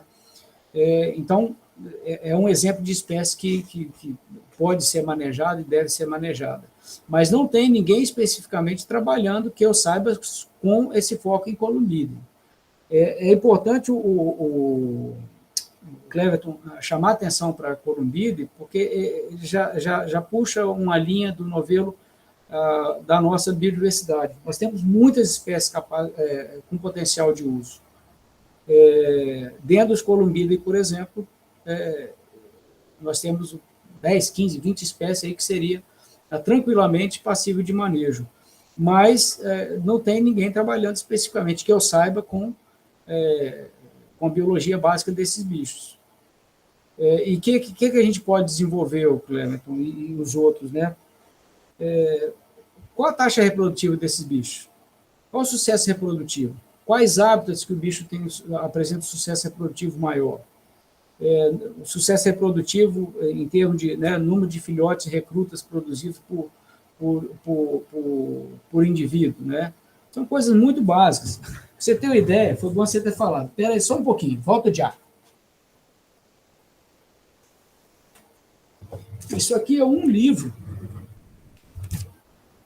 em inglês, é um tijolo só sobre biologia e manejo dessa pomba norte-americana aí, de Mourning Dove. São anos e anos e anos, centenas de artigos necessários para chegar a esse livro aqui, especificamente só sobre o manejo dessa pomba. Vamos falar de juriti, Leptotila rufaxila, Leptotila verreaux. Vamos falar de columba patagianas, picazuro, columba caianensis. Cada espécie dessa dá um compêndio desse aqui, ó, ao longo do tempo, mas tem que ter incentivo para poder fazer o estudo, e ele tem que ser contínuo, né? Então, tem muita coisa a ser feita aí com as espécies de columbida e outras também, tiranida, cracida e anatíba, principalmente, né? Eu não sei se respondi sua pergunta. Se faltou alguma coisa. Cleverton, respondido? Respondeu. E se não tem... Obrigada. Respondeu sim, professor. Muito obrigado. E se não tem ninguém, puxa a fila, bicho. Começa a trabalhar. Tem muita coisa para fazer. Um dia, eu me lembro bem de uma frase de uma produtora rural que passou no programa sobre questões rurais, né? A mulher foi montar uma queijaria na propriedade do pai dela. Aí o repórter perguntou para ela assim, e o queijo está fazendo o maior sucesso, né? Aí o pai perguntou assim, o repórter perguntou assim, e o que seu pai falou disso quando você propôs para ele a ideia de fazer uma queijaria, sendo que, né, já tinha toda aquela produção tradicional na fazenda, era tirar leite, cuidar de um porquinho, alguma coisa, e ele virou para mim e falou assim, minha filha, ideia e serviço para fazer, e serviço a gente tem de baseada no mundo, falta gente para fazer. Então, isso se aplica à nossa fauna também, né? Ideia, espécie para trabalhar, tem de baseada, tem muito bicho para ser estudado, muitas questões. Nessa questão de caça, mais ainda, né? Falta gente. E, apesar de todos esses problemas, pessoal, eu não posso deixar de falar isso aqui, antes de passar para a segunda pergunta, né? A notícia boa disso tudo, dessa situação, é que tem muito trabalho pela frente. Tem muita coisa para vocês fazerem, para a gente fazer enquanto sociedade. Daqui a pouco nós já estamos saindo, né, pendurando a chuteira. Espero que demore, se Deus quiser, né? Mas tem muita coisa para ser feita. E não caio nessa... Eu, pelo menos, não deixo cair nessa armadilha com a qual eu já fui... já me deparei, né? As pessoas falam, não funciona no Brasil porque o brasileiro não segue norma. Eu falei, olha, se eu acordar de manhã e achar que as coisas nas quais eu acredito não vão funcionar, eu não levanto da minha cama. Se eu achar que tudo vai dar errado, o que eu vou fazer? Tudo bem que você não pode ser teimoso ao extremo, mas se outros lugares conseguiram fazer as coisas, por que a gente não consegue? A gente consegue, a gente tem muita coisa boa no Brasil, tem muita gente com boa formação também. E vocês aí, principalmente, que estão aí na faixa etária mais jovem, né, tem a vida inteira profissional pela frente, tem muito a contribuir aí. Né? E a próxima, Amanda, é outra pergunta? Tem sim. A próxima pergunta é do Miguel Ribon. E ele diz que, em 2018, o Ministério do Meio Ambiente instituiu o Plano de Implementação da Estratégia Nacional para Espécies Exóticas Invasoras. O objetivo é controlar essas espécies, entre elas o javali, evitando a introdução e a dispersão e reduzindo significativamente o impacto sobre a biodiversidade brasileira e os serviços ecossistêmicos. Por que o referido plano não é colocado em prática? Aí, Miguel, não sei, a gente tem que perguntar para os órgãos ambientais, né, e para o Ministério do Meio Ambiente, para esses órgãos, né. A gente sabe que os colegas dos órgãos ambientais trabalham assim, no limite do estresse, né, os recursos são muito poucos, isso não é de agora, sempre foi assim. Tem muito problema. Agora, em Minas, por exemplo, aumentou ainda mais a quantidade de problemas, porque o IF vai ficar responsável agora, a CEMAD vai ficar responsável por gato e cachorro. Já tem tanto problema com espécie de silvestre, né? Com questão de água, com um monte de coisa, agora está responsável também pelo cuidado com gato e cachorro de rua. E aí a gente vai dividir ainda o recurso que deveria ir para a fauna silvestre para para gato e cachorro, talvez, né? Mas eu não sei por que não se implementa o plano. De novo, né, vem o que o senhorzinho falou para a filha dele, né? Ideia e serviço a gente tem de baseada. Falta a gente para fazer. Não sei, Miguel. E é um ponto extremamente importante. Não é só o javali, né? A gente sabe da lebre que está subindo, né? O professor Marcelo Passamani, lá da UFLA, fez uma avaliação com os dados de bibliografia de campo aí de lebre no Brasil, que já está no sul de Minas, começou lá pelo Rio Grande do Sul. Um trabalho super legal, muito recente, ano de 2020, eu sou coautora também, é um artigo de metadados e aqueles de colaborações de todos os lugares do Brasil e da América Latina, com os mapas baseados em registro de várias espécies invasoras, cães, gatos, javalis, lebres, tem mais 2 espécies. É um artigo muito recente, muito interessante, tem esse mapa mostrando essa ascensão que o senhor está se referindo. Né? Compartilhe comigo depois, Clarice. Vai ser muito útil. Se eu não me engano, é da Ecology, mas eu compartilho sim. Tá. Da Ecology ainda. Hein? Parabéns. Então, ele mostra, por exemplo, que a lebre teve uma ascensão aí de cerca de 20 quilômetros por ano, em média, do sul para o norte do Brasil. Né? Outro problema também a lebre. E tem as espécies nativas, que são um problema, que seria o alvo que a gente chama de caça de controle, que é outro tabu também, outro problema. Você precisa de ter o quê? O órgão ambiental tem, a legislação diz o quê? O órgão ambiental tem que declarar a espécie praga.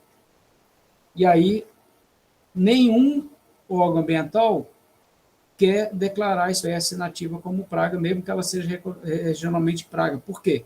Se o pobre do técnico, o biólogo, o veterinário que está lá responsável, assina o papel falando que é praga, corre o risco de vir o Ministério Público em cima dele, com a Sociedade Protetora dos Animais, e processa o profissional por maus tratos, por liberar maus tratos aos animais. E aí a gente fica na berlinda.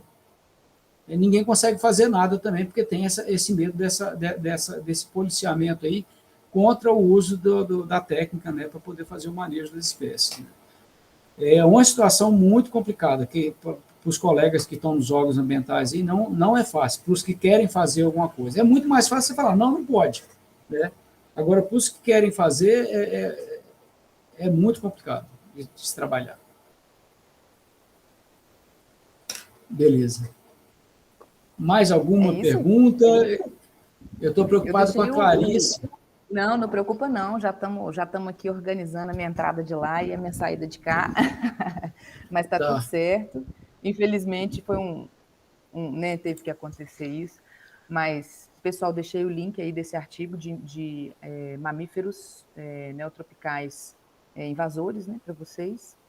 Temos mais uma pergunta da Luísa. Pode fazer a pergunta, Amanda, para o professor. Opa. Professor Rômulo, vendo as imagens de áreas descampadas e improdutivas expostas no final da apresentação, você acredita que proprietários rurais do Brasil estariam dispostos a arcar com o reflorestamento dessas áreas? Segundo, existe a criação de animais de caça para se inserir nessas florestas? Nessas reflorestas?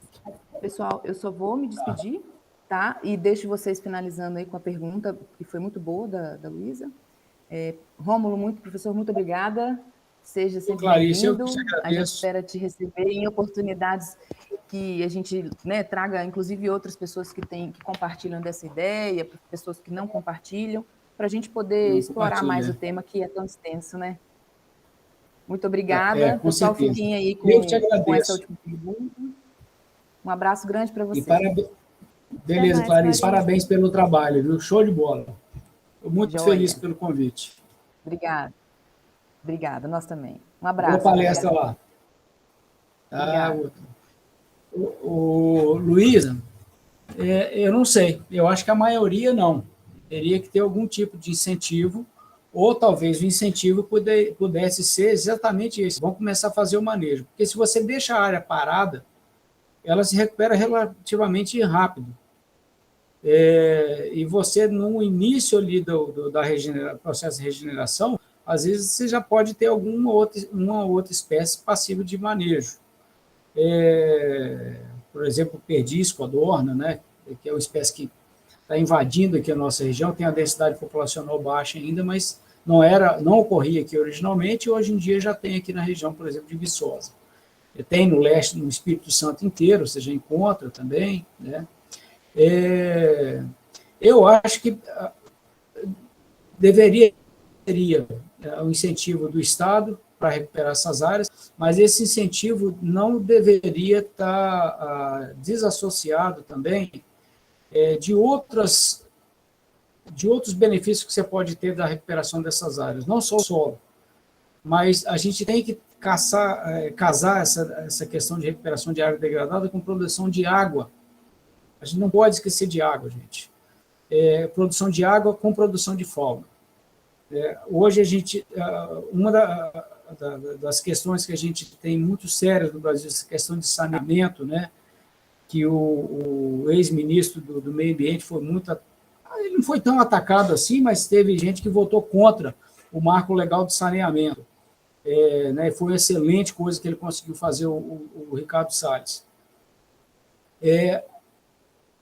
A águia careca norte-americana e grande parte das espécies de ambientes aquáticos de espécies de ambiente aquático começou a se recuperar na América do Norte depois que os americanos publicaram a Clean Water Act, que foi a Lei da Água Limpa, que exigiu que, né, os municípios fizessem o saneamento do esgoto para ter água mais limpa. E aí você vê claramente que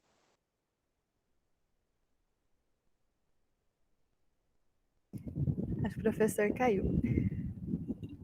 Nossa, vamos esperar uns minutinhos para ver se ele volta.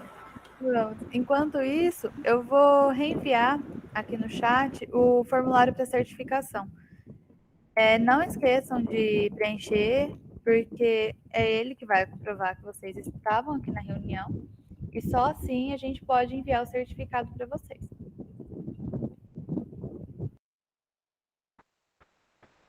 Esperar um minutinho, pessoal, para ver se ele dá notícias.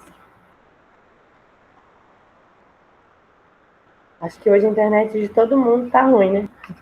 Aqui também travou bastante. Caiu, professor? Caiu, mas está voltando aqui. Mas a gente tem que lembrar também que muitas espécies elas estão por aí. Se você dá a condição dos bichos voltarem para o hábitat e cria hábitat apropriado, acaba chegando um indivíduo ou outro, e a gente tem vários casos de espécie aí que o pessoal acha que não tem lugar nenhum e está por aí. Né? É muito comum a gente ver aí filmagem de gato maracajá. Agora, esses dias, recebi uma foto de uma onça pintada na região serrana do Rio de Janeiro. Há 1 ano e meio atrás apareceu uma onça pintada aqui em Juiz de Fora. Os bichos estão rodando. Então, você tem o hábitat disponível, as espécies acabam chegando. Obviamente, você tem espécies que estão num nível populacional tão baixo que elas vão demorar muito a colonizar a área, se conseguirem colonizar. Se conseguirem. Mas, de um modo geral, o básico é o quê? O que você precisa para manter as espécies? Hábitat. Se você perder o hábitat, você perde os bichos.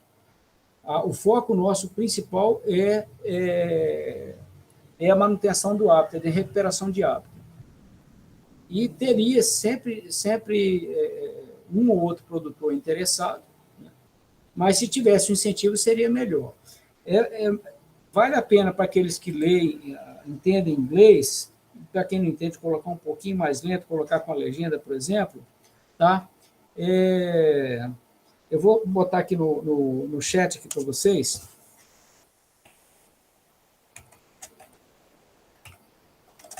Vocês procurem no YouTube, tá? Esse termo aqui tem alguns vídeos lá contando a história do Civilian Conservation Corps. que foi uma iniciativa pioneira que começou na região de Coon Valley, que é um condado, um distritozinho perto de Madison, lá em Wisconsin, onde, durante o auge da Grande Depressão, quando eles estavam no país com a situação extrema de degradação de solo, de água, ribeirão assoreado, a fauna indo para o ralo, muitas espécies da fauna sendo extintas, o solo degradado de forma generalizada, o país perdendo a capacidade de produção agrícola devido à degradação do solo. E você tinha um desemprego muito grande devido à quebra da Bolsa de Nova York. O que o Franklin Delano Roosevelt fez a partir desse piloto que foi feito lá em Coon Valley, que foi a criação desses campos, desses corpos civis de conservação. Pegaram os jovens que estavam, principalmente os jovens que estavam sem emprego, pagavam salário por mês, a maioria era analfabeta, muito pobre, dava educação, dava alfabetização para esses jovens, montava acampamentos com coordenação do Exército, e eles ficavam acampados em barraca de campanha, né? Agora todo mundo conhece barraca de campanha do Exército, depois da pandemia, aí, né? Todo mundo ficou conhecendo como é que funciona, e eles faziam planejamento, faziam implementação do plano de conservação de nascentes e de florestas feitos pelos professores e técnicos do Serviço Nacional de Solos e de professores da Universidade de Wisconsin, voltado para produção de fauna, produção de água e conservação de solo. Então, eles montavam acampamento numa microbacia, por exemplo, e ficavam ali durante 3 meses. E enquanto ele estava recebendo o salário, né, que era como se fosse uma bolsa, ele estava ajudando o país a recuperar essas áreas degradadas. Essa experiência foi tão bem sucedida que ela foi replicada para mais de 500 locais em toda a América, todos os Estados Unidos. Depois disso, ela foi replicada para...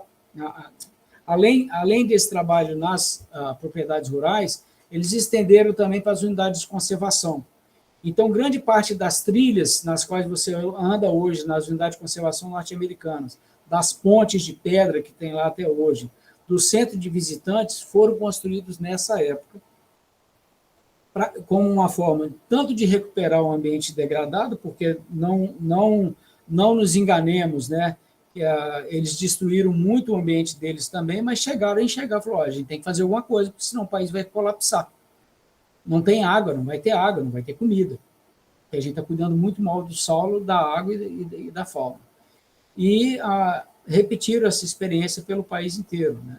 Eu cheguei a sugerir no governo, na época do governo da Dilma, se me falha a memória, ou já era do Temer, não sei, para a Casa Civil, esse tipo de experiência aqui no Brasil, mas só tive uma resposta de que o trabalho seria encaminhado, né,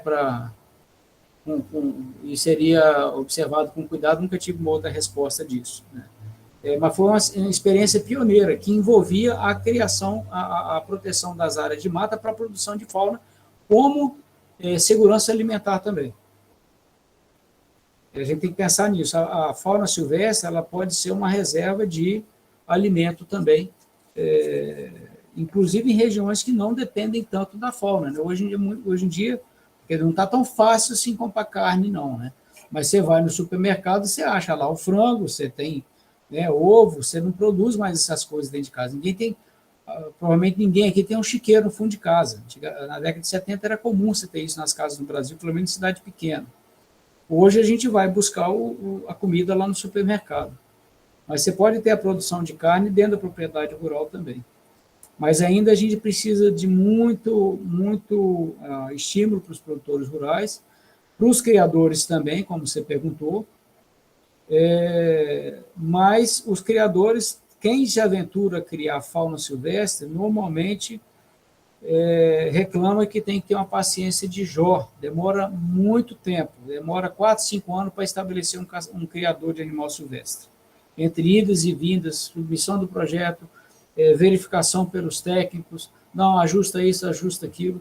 É mais ou menos, imagina que você vai querer montar uma padaria aí numa garagem vaga aí da sua casa, ou uma loja de docinho, né? Vou vender brigadeiro, vou vender doce, vou montar uma loja de festa, você demorar 5 anos para ter uma licença para implementar um negócio desse.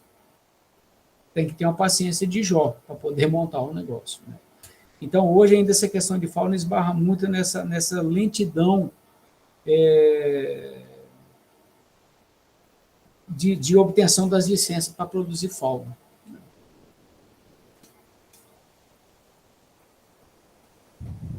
O Miguel está citando aqui, né, 80% dos produtores rurais em Minas Gerais possuem áreas inferiores a 4 módulos fiscais, né? Em Bambuí, um módulo fiscal equivale a 35 hectares. Então, a maior parte dos produtores tem áreas pequenas, né? Agora, você imagina que, vou pegar a média, em Bambuí aí o produtor tem 35 hectares. Se cada produtor deixasse 5 hectares de mata para a produção de fauna, quantos 1.000 hectares a gente teria destinado à produção de fauna? E aí você protege uma parte, você usa uma parte da fauna. Eu não sei, tem jacu aí em Bambuí?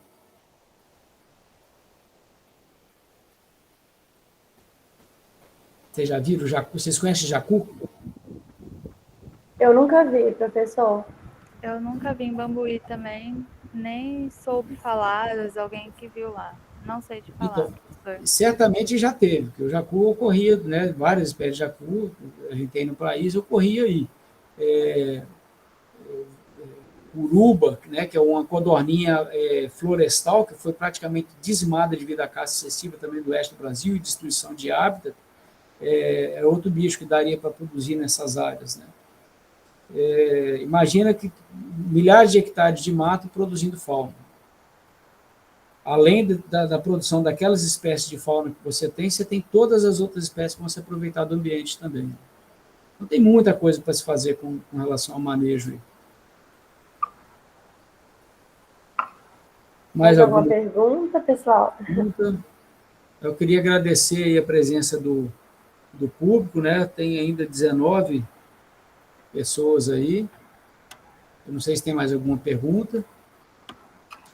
As perguntas já finalizaram, mas teve muito agradecimento, muitas parabenizações. Eu acredito que se não fosse esses outros eventos, né, oferecidos pelo IFMG, a palestra estaria bem mais cheia, mas os membros foram bem participativos. Eu gostaria de agradecer muito, professor, pela disponibilidade, pela acessibilidade, né? É muito bom ter professores como você, que compartilham conhecimento de uma forma acessível, né? E com boa vontade. Eu que agradeço, né? A gente está aqui para tentar educar mesmo, tentar passar as coisas, né? E não tem sido fácil trabalhar com esse assunto, porque tem muita gente contra, mas as pessoas que são contra, de um modo geral, não apresentam argumento técnico contra isso, né? Eu já tive situações muito menos confortáveis do que essa. Eu já tive em situações de ter 7 pessoas contra a caça e eu a favor. E eu sabia que eu ia assim, só para fazer um contraponto, né? A pessoa que me convidou falou: você está a fim de ir? Eu falei: não, eu sei que você está me botando de... Né, a gente usa aquela expressão depois de piranha, né? Mas eu vou tranquilo, não tem medo de falar sobre isso. A gente tem que começar a falar. Porque hoje eu estou convencido que tem que fazer parte da nossa matriz de conservação essa questão do manejo, né? E tem muita coisa para ser feita, muita coisa. E nós, como estudantes, é muito bom a gente ver os dois lados da moeda, né? Ainda mais agora que a gente vai ter um júri, eu não sei se a professora Clarice chegou a comentar, a gente vai ter um júri para tratar desses aspectos de caça. Então, também é importante ver a caça dessa maneira positiva, né? Para as pessoas adquirirem esse conhecimento e tomar as próprias conclusões. A questão é você fazer a coisa correta, usar a ciência, usar a educação. Seria a mesma coisa que você proibir carro na rua porque o carro atropela a pessoa. Ou a mesma coisa proibir as pessoas de terem, todo mundo ter cachorro em casa, porque às vezes o cachorro fugiu no seu lugar, em tal lugar, e atacou a criança. Não faz sentido. Então vamos proibir os cachorros, vamos proibir todo mundo de comprar faca. Porque faca mata pessoas. Então, a gente tem que botar o pé no chão. E aí, enfim, a messe é grande, né? A gente tem interesse muito grande dos alunos. São poucas pessoas que, depois que você apresenta esses argumentos, são poucas pessoas que se opõem, mas a gente tem que respeitar também quem tem que se opõe. Normalmente, a oposição ela é feita mais com base em critérios, vamos dizer, espirituais, né, e pessoais, de você achar que não é ético você matar um bicho, um outro ser vivo. Aí é um campo onde você não tem como avançar muito, porque nesse caso, você falar de manejos de caça sem falar em matar bicho não tem como, né? Aí é questão pessoal. Agora, eu não posso proibir quem quer fazer isso de fazer, por causa dessas minhas convicções. Tudo bem que o mundo se move através dessas disputas, muitas vezes, né? Tem duas coisas que movem o mundo, o ódio e o amor. Basicamente é isso, você é muito apaixonado por uma coisa, você é muito contra uma coisa, você vai lutar para aquilo não acontecer. Você gosta muito daquilo e vai lutar para que ela aconteça, né? E é um assunto muito espinhoso, mas que esbarra nessas questões pessoais. E eu me deparo com ela sempre, me questiono, né? Leio o material, como, por exemplo, o livro do Gacé, lá, para tentar me esclarecer melhor, e já tenho minha opinião formada. Nenhum caçador fica confortável em matar o bicho, pelo menos os caçadores, os mais éticos, né? Tem gente que mata, mas tem gente que faz maldade com criança, né? Então, tem gente que vai fazer maldade com qualquer coisa. Agora, se é certo ou não, e aí entra em outras questões, né? E aí, beleza, se é contra a caça, que é errado, mas você mata os bichos. Agora, a partir de hoje, você tem consciência de que milhares de aves morrem por predação de gato. E você tem um gato em casa, e você sabe que o gato mata passarinho, porque de vez em quando você acha umas penas de passarinho, o gato lá com a lagartixa na boca, uma asinha de passarinho. É ético ter gato? Milhares de aves morrem esborrachadas em vidraças e em vidro espelhado no mundo inteiro. Milhões. É ético ter uma casa com vidro? Então, se a gente for pensar por esse lado ético, aí a gente vai voltar para a Idade das Cavernas. Eu não quero. Obrigado. Né? Tá muito bom aqui. Depois que inventaram a penicilina, né, a Novalgina para dor de cabeça, cerveja gelada, o chocolate, né? Quanta coisa boa que a gente inventou, né? Você está com dor, você toma analgésico, pô, muita coisa. Eu não quero voltar para a época das cavernas, nem a pau. Né? E muitas vezes a oposição da caça se dá nessas bases morais aí, mas quando você espreme a pessoa, ela relativiza então a posição dela. Eu gosto de bicho, tem meu cachorro, tem os bebedores de beija-flor lá no meu quintal, boto as banheirinhas de água para os bichinhos tomar banho, jogo canjiquinha para todo dia de manhã, tá cheio de passarinho no quintal. Eu não caço. Muita gente às vezes acha que eu não sou caçador. Eu coletava bicho para